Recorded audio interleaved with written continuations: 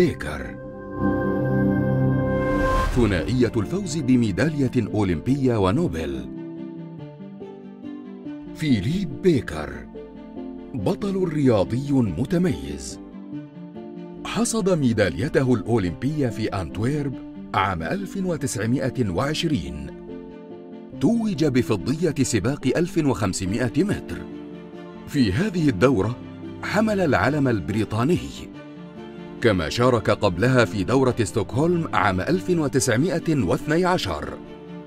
خلال الحرب العالمية الأولى نظم وحدة إسعاف الأصدقاء على خط القتال الفرنسي، كما ساعد في إنشاء وحدة إسعاف بريطانية في إيطاليا. كرم من فرنسا وبريطانيا وإيطاليا بأوسمة عسكرية لدوره. بعد سنوات أصبح بيكر عضواً برلمانياً وتولى عدداً من المناصب الوزارية. كما كان الوزير المسؤول عن الإعداد لأولمبياد لندن عام 1948.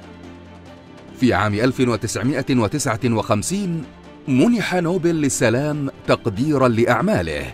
تولى رئاسة المجلس الدولي للرياضة التابع لليونسكو.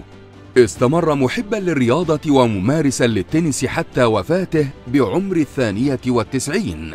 كرمته بريطانيا بتمثال في حديقة تحمل اسمه، ليكون الأول والوحيد المتوج بميدالية أولمبية ونوبل.